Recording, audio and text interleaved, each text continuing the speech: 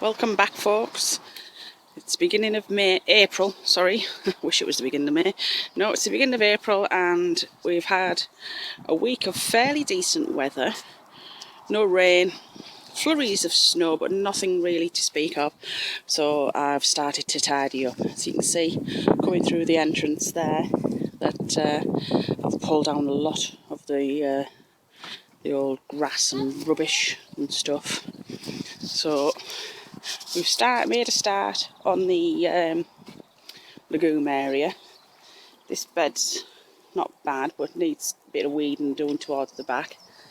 This bed that had the onions in last year, that still needs a lot of work doing on it.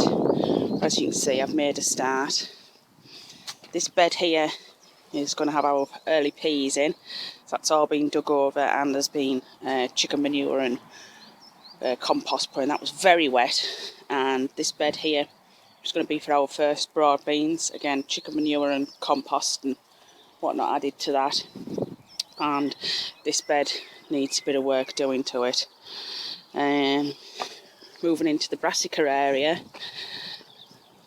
as we've got bed 1 and bed 2, which are going to be housing plants by the end of April.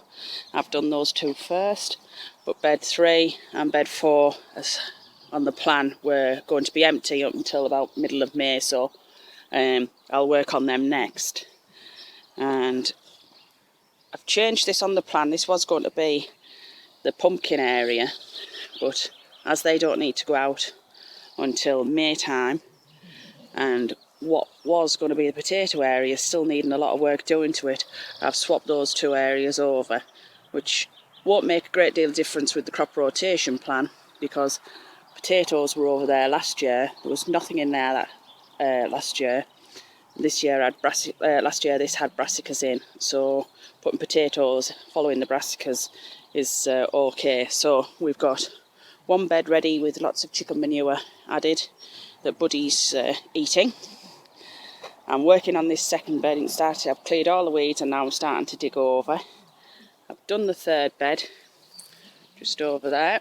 It's all dug over, chicken manure added and compost, and then the 4th bed will need working on. I'm hoping, weather being fine, that I can get potatoes out this weekend coming or the weekend after. So moving into the onion area, we have done some planting.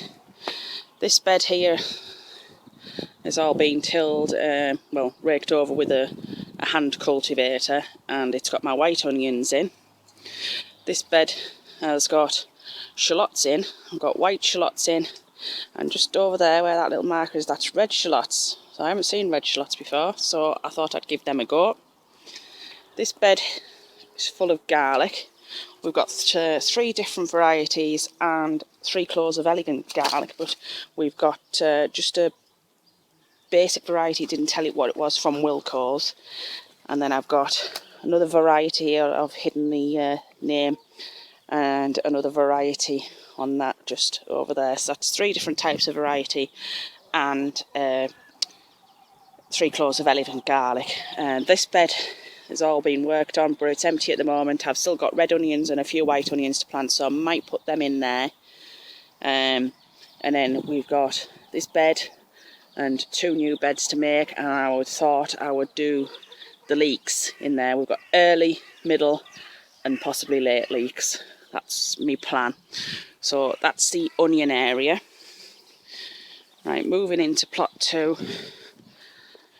Not a lot of work is done. Out the way, Diesel. Back, back, back. Go on. Good, good. Keep going. Good lad. So we've got our first bed all dug over, manure and compost incorporated into it. Again, this 2nd bed doesn't need an awful lot of work doing to it. But then we've still got beds 3 and 4, which still need digging up. And bed 5 at the end still needs digging up, and then that's the strawberry patch.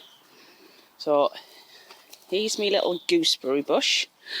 Remember, I thought it might be dead, but you can see there, look, buds coming on. So that's alive, all well and good. And this is the Jerusalem artichoke bed, which still needs digging up. Things need digging up. And polytunnel, and what's going to be the pumpkin courgette patch again, still needs doing. So that's it, folks.